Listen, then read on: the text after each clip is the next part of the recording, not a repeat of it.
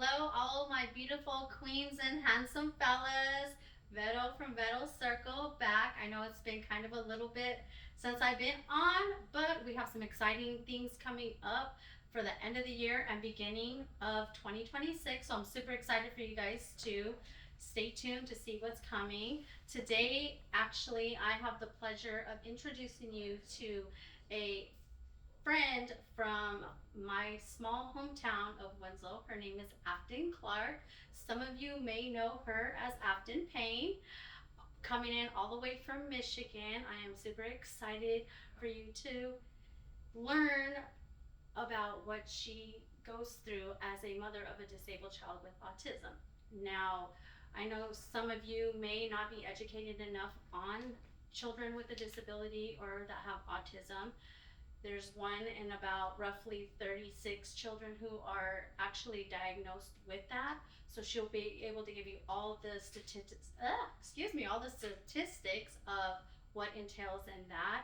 She's a full-time nurse, a mother, a wife.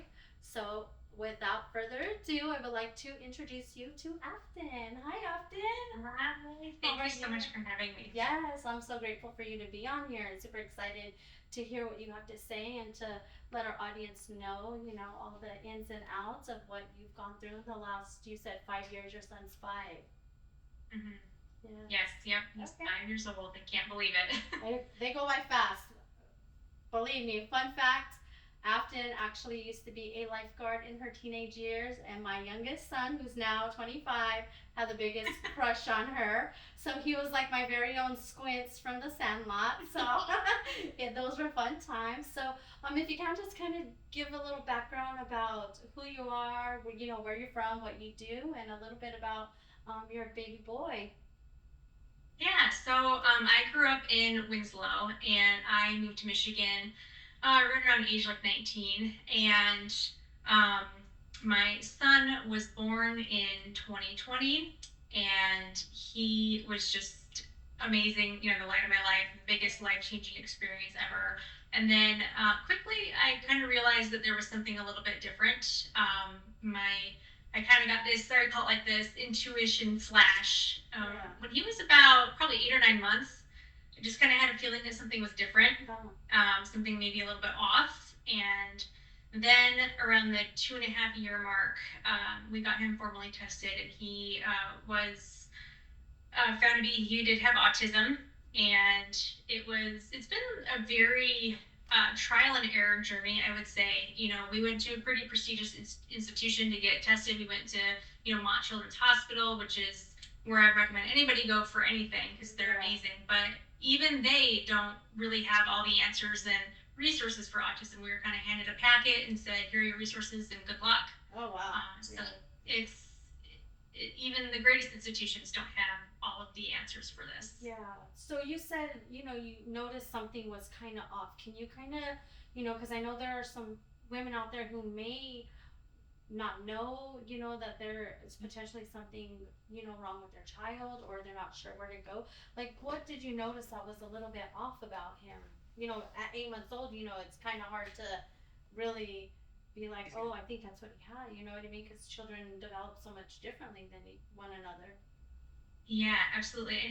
And keep in mind, he hit all of his milestones exactly when he was supposed to, even prior to when they were supposed to be met. The only thing that was kind of the trigger for testing was really, in terms of our pediatrician, was his speech delay. But at the 8 or 9 month mark, I just kind of got this like intuition feel like something's not right. But he was a very frustrated baby. Like he was just not an easy baby, and he was very particular on the things that he wanted. And I thought it was just because I'm a particular person. Yeah. My husband's particular. But I just got this sense, even with him learning to crawl and walk, he would just get so frustrated, but so hyper fixated on those milestones. When he wanted to crawl, he would be crawling in his sleep, and I'd have to go down there and like he'd be hitting his head on the crib. And with walking, it was just a constant thing. He just would get hyper fixated, and it's just my gut was saying like there's something different. And autism was a word and definition that I knew, but I didn't know how different it could look for everybody. Right. Right. So when after you had him, have you been working full time as a nurse? So you kind of had, maybe just kind of like you said, the intuition of what to look for. Like, hey, maybe this could. You were like diagnosing him basically, like from what you've experienced in your fields, right? Yeah, so when I was pregnant with him, I was in the ICU and working full time there, and that was really hard, very stressful because it was during COVID, we didn't know Right. anything, and I never got redeployed, so it was a pretty high stress situation Right. because I'm being given COVID patients, and there was very fluctuating periods whether or not the partner was going to be able to be in the room whenever you had the baby, and it was just a Right. really stressful and weird time to have a kid. And then, as things kind of progressed, it was just honestly my intuition was more of a key player than my nurse brain, because my nurse brain messed with me too much Yeah. because I kept thinking worst case scenario, and I kept going down this clinical path, and my it's almost like my left brain was justifying what my was trying to like almost bury what my gut was telling me. Yeah. And so it was this kind of internal battle. So it's a battle of where knowledge didn't really work in my favor, it kind of worked against me. Yeah. Oh. So you are married. You're married. So how has this affected like your marriage? Being a working mom, being married, like how is that life? You know what I mean for you guys and raising, this baby with a disability. Like how does that look for you? Because I know everything's not the same. As Yeah. I talked to you a little bit, my stepsister, she's married. She's been a stay-at-home mom because she's definitely afraid of even having anyone around her kids and stuff. So she's very protective. So I was able to see that side of her. But you work one of the hardest jobs to have, a nurse. You know what I mean? And you have to be pretty special, I think, to be even in the medical field because that's just a rough job in general. But balancing that out with, marriage and, having a young baby like that, I'm sure it may not have been the easiest road for you guys, but, you know, how was that? It definitely got progressively harder as more and more symptoms came out, and it is a trial and error thing. Right. And I don't want anybody to feel discouraged about that, because what works for one autistic kid is not going to work for another one. And there's a really great quote that I love, that's you've met one person with autism, you've met one person with autism, because Right. the next person's autism is never going to be the same. Right. What works for them is never going to be the same. Right. And you may see all of these very popular therapies and devices and things that work, but your kid may hate it. And Right. one of the things that's really hard, we not only does it put a financial strain on you, because the therapies are not covered, and you're paying hundreds of dollars a week for therapy that you're told is going to be instrumental for your kid's development, and then you have doctor's appointments, and then you're fighting with the doctors over things, and then I've learned more about the brain, and I was a neuro ICU nurse. Yeah. I have learned more about the brain from occupational therapists in the pediatric world than I ever had in nursing school, or Oh, wow. in my neuro ICU days, because I'm like, these are the things that you should be teaching parents to look for, and these are the things in terms of development and therapies to help with primitive reflexes and things like that. It's such a different world, and it's a world that is unfortunately very hidden and should be talked about more. And I think with social media, that's helping, because a lot of OTs are getting Instagrams and educating. I think that's really helpful. I've But noticed that a lot of people on Instagram and even TikTok, that more people are becoming, aware and of different things. So that's why I was like, oh, being able to get a large audience out there so they can know, you know what I mean? I want to be able to hit as many different things as I can in my podcast to be able to help educate other women. You know what I mean? Because I know there's so many different things that are not easy. And you stated that it's some of those are not covered under insurance. Why do you think insurance does not want to cover things like that? I mean, that is super important. You know what I mean? Especially if you're a single mom and don't have two incomes where you have to pay out of pocket. Like, I'm that's it's mind blowing. I think the insurance industry in general is a scam. I really do. I think that when you need help, actually need the coverage, it's so hard. And I think a lot of it too is just comes down to money. They Yeah. just don't want to pay it, or they see it as elective services, right? They see it as these things that aren't absolutely medically necessary, and they are. These therapies are medically necessary. Right. You know, a lot of the things that people are doing are all like we autism parents are never challenge them when it comes to research because there are so many sleepless nights that I have spent, so many rabbit holes I've gone down in terms of research. There's not a corner of autism that I haven't researched. And really, when my son got diagnosed, that was my awakening. That was my awakening to question everything. I don't think I really questioned the whole medical institutions. I don't think I really questioned big pharma. I didn't really question a whole lot prior to COVID and prior to my son being born. But after he was born, after COVID in general kind of woke me up after some of the things I saw in the ICU. Some kind of sketchy stuff. But then when my son got his diagnosis, it really pulled me back and made me zoom out. And I questioned everything. It's like I emptied the room of every single belief and thought that I had about everything. I mean, real institutions or, the medical big any. I have completely emptied the room on my beliefs and really started from scratch as to what I have seen in terms of my own evidence. Right. And I kind of, you mentioned 2020 and you awakened and kind of, when 2020 came around, I was like, this is going to I thought to myself, this is going to be the year that everybody wakes up and everybody's going to notice because in hindsight, 2020 vision, you see perfectly. So I already knew, like in 2020, I feel like this is just going to be the year that wakes everybody up, that people are going to just see all kinds of stuff. And like I've noticed like so many different things, so myself included, being on this spiritual journey, like looking at things coming, like it has just been life changing as well for myself. So I'm just like imagining, and more people are coming up, and I'm like you, go down the rabbit hole, and I want to know what's going on with X, Y, and Z, and you know what I mean, because it's so important. You know what I mean? There's just so much out there that you know I feel like the government knows all this, but they don't want to share anything. You know what I mean? They don't want to, you know what I mean, give anybody. And I don't know why that is the way it is. You know what it is, but it is what it is. So now let's fast forward a little bit because you've been getting him in therapy and you're working full time. And did he go to like a preschool or just straight to kindergarten?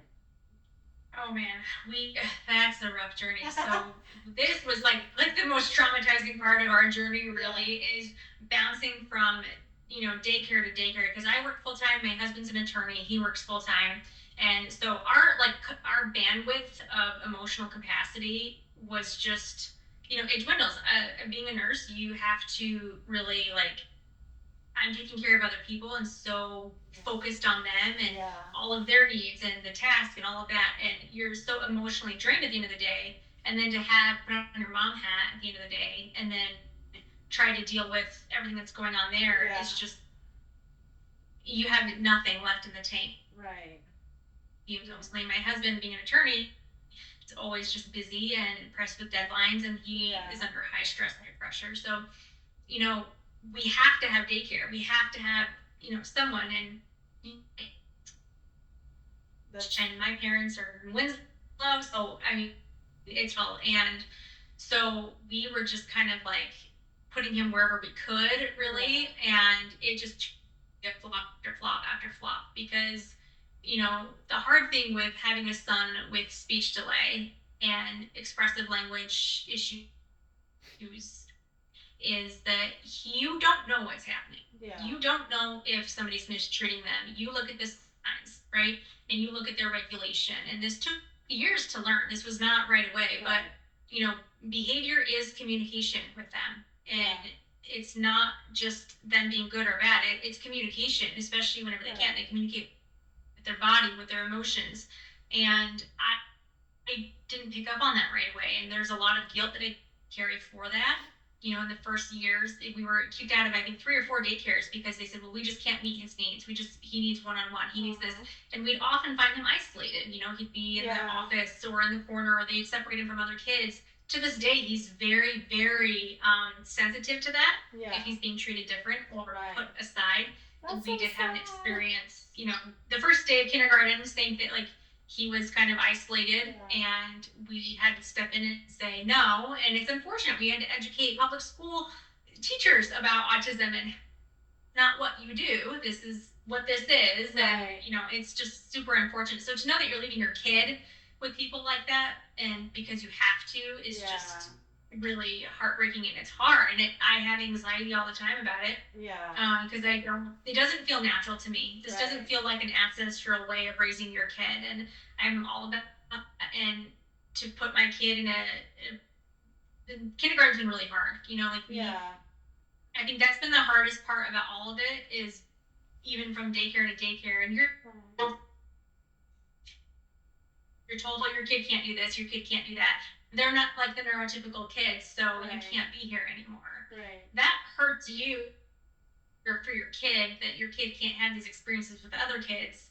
And I knew from a young age that he picked up on that. Yeah. And then fast forward to kindergarten, and you have you're still protective of your kid, and you don't let strangers around your kid. You don't let people who you don't know or haven't vetted, but then you're sending your kid into this building for 8 hours a day with these people that you don't know, that you haven't personally vetted, that right. And then you don't know what's happening at the end of the day. You just see your kid a mess and example, and emotionally dysregulated, and you can't even figure out what happened. So it's a really, really heartbreaking journey, but your intuition is, honestly, it's the key factor in all of it. Yeah, I totally understand that. Now, is there a way that my audience here can reach out to you if they have any questions? Maybe, they're unsure. Can we link all your information on the podcast that way? Okay, that will be amazing. So for those of you that have questions or are not too sure, we will link all of Afton's Facebook, Instagram, right? So we'll link her Facebook and Instagram. That way, if you have any questions or maybe need some advice, just don't know who to talk to, you can reach out to her. She is amazing. I love watching your stories and all the things that you do. So I'm very grateful for you being on the show. I know it's a little short. You got to get to work. She is a full-time nurse, so she took time out of her day to come and bless us all here on the podcast. So I'm so grateful for you, Afton. And I look forward to seeing more journeys, and hopefully, maybe you can use your career to help more children out there. I don't know, maybe you become a teacher yourself for kids with special needs, or open some kind of daycare or something that you can use both your um, career and your baby boy in at the same time. Save you a lot of heartache, I'm sure.